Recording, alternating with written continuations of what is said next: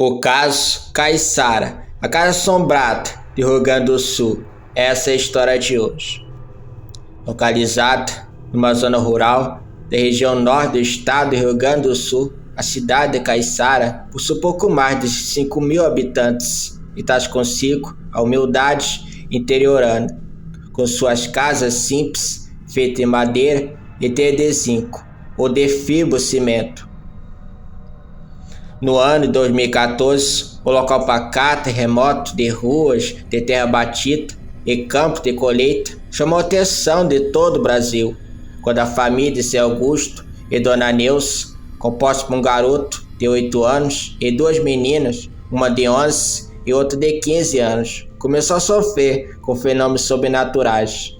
Os primeiros indícios de atividade.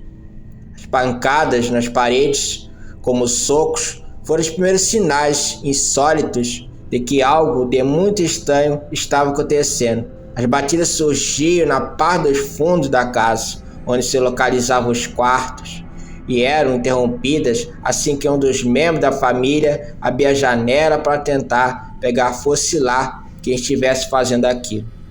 A princípio, as pessoas em nada suspeitaram de algo comum, acreditando que se tratava apenas de alguém os perturbando.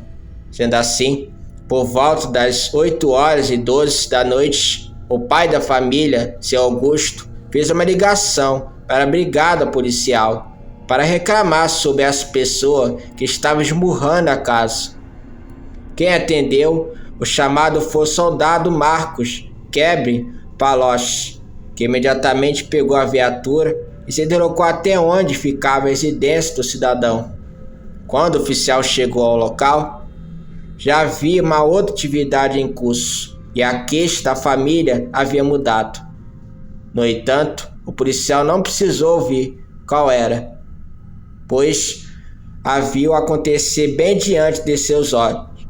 Pedras, diversas delas, caíram do céu, como se estivesse chovendo. Por todo o lado, pedaços enormes de cascalho atingiam o chão e o telhado da casa.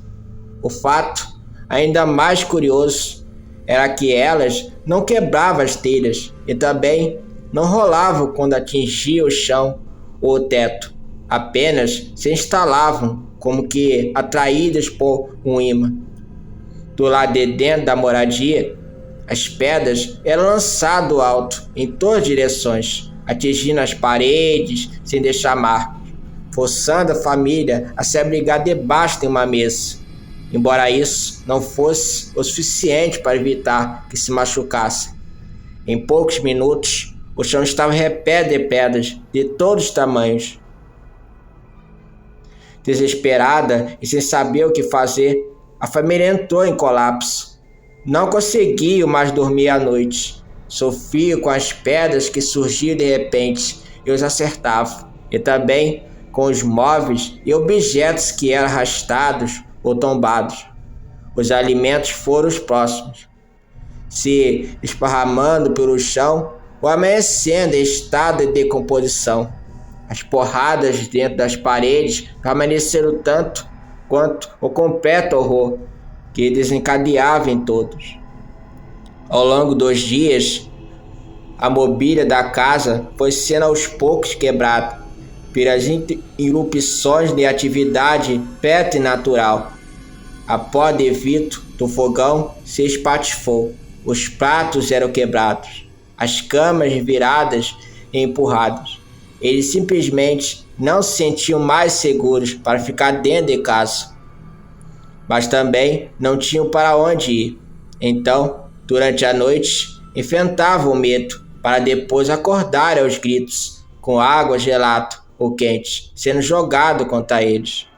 Com os eventos e o medo tangível de não saberem como fazer aquilo parar, a psicologia do lar mudou drasticamente e os familiares passaram a ficar extremamente agressivos uns com os outros. Uma das filhas começou a manifestar um comportamento selvagem, a fala com a voz mais grave, como se as cordas vocais tivessem engrossado. No rompante de fúria, ela enforcou o irmão de 8 anos e segundo o seu Augusto, ela teria o matado se ele não tivesse recorrido aos vizinhos para que ajudasse a tirá-la de cima do garoto. Os vizinhos fizeram de tudo para ajudar a família, porém o medo de sofrerem retaliações ou de que fosse o que fosse que estava os atormentando, acabasse voltando a sua fúria para eles.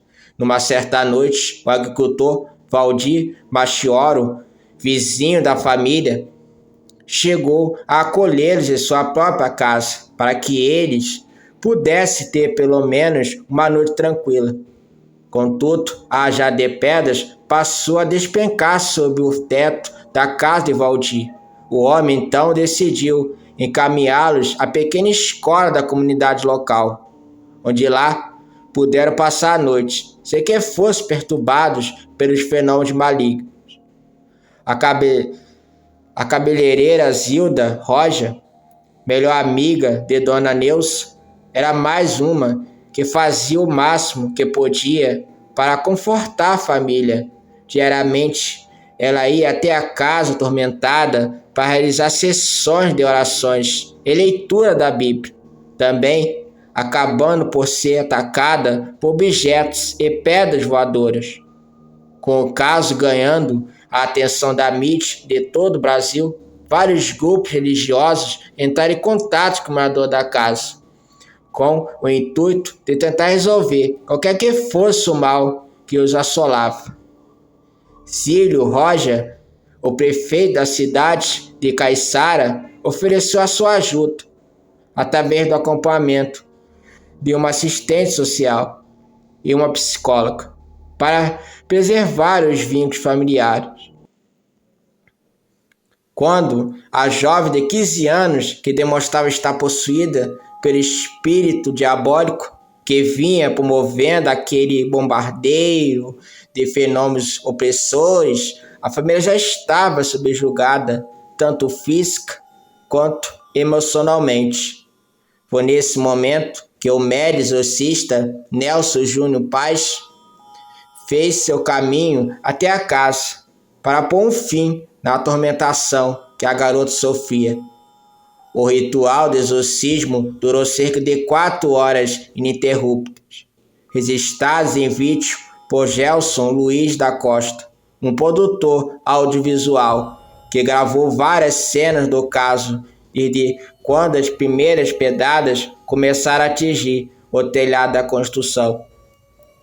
Durante a sessão de libertação, o médium indagou diretamente o espírito sobre o que ele queria com aquela família.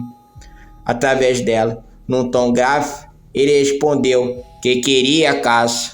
Seu Augusto relatou a Nelson que antes deles se mudarem, o dono havia morrido naquela mesma casa. Segundo o espiritismo, dependendo do grau de apego físico do espírito desencarnado, esse tende a permanecer no plano material, acabando por obsidiar qualquer um em que entre em contato com seu objeto de posse. Já na demonologia, o estudo de entidades demoníacas e atividades paranormais acrescenta que a energia negativa do espírito em uma pessoa que morreu e passou a assombrar algum lugar ou alguém tende a atrair entidades bem mais poderosas e aptas a causar o tipo de transtorno que a família testemunhou. Muito embora a presença do médium tenha ajudado a entender a possível origem das perturbações e também a controlar o comportamento da garota, em nada alterou com relação à casa. Exaustos e à beira da loucura, a família decidiu demolir a casa e procurar em outro lugar a paz que havia sido roubada deles. Enquanto deixava a casa, a filha mais velha de 15 anos perdeu o controle novamente. Escalou a porta da casa até alcançar o telhado e passou a apedrejar os pais. A telha fina cedeu e ela caiu dentro da casa. Não houve ferimentos graves. Eles foram morar numa residência doada pela prefeitura da cidade, da zona urbana. Os eventos pararam de repente e a única coisa que retornou foi o estado de possessão, dessa vez na filha mais nova, de 11 anos. Durante uma madrugada, eles conseguiram estabilizá-la através de orações, mas o medo ficou ainda pior. Dona Neuza afirmou que foram em uma curandeira que disse que eles precisavam procurar um centro espírita, mas não havia nenhum pela região. Não sabemos mais o que fazer. Prometeram na televisão e não vieram. E a prefeitura diz que não pode fazer mais nada porque já está pagando o nosso aluguel na casa nova, relatou a mulher. As semanas foram passando e nenhuma das garotas voltaram a apresentar nenhum comportamento atípico. Em entrevista ao portal G1, a mãe contou: "Está tudo bem agora, não tem mais nada estranho, queremos esquecer. Muitas pessoas nos ajudaram." Né, gente? Me contem no comentário o que vocês acharam do caso Caiçara, a Casa Assombrada, no Rio Grande do Sul. E essas duas meninas, né, de 11 e a de 15 anos que foi possuída. Acho que depois, enfim, os eventos sobrenaturais cessaram. Me contem nos comentários o que vocês acharam de tudo isso que foi contado aqui na história de hoje. E não esqueça de curtir, comentar e compartilhar o vídeo. E a pergunta é: vocês acreditam que fenômenos sobrenaturais existem de verdade? Deixe nos comentários. E até o próximo vídeo. E foi.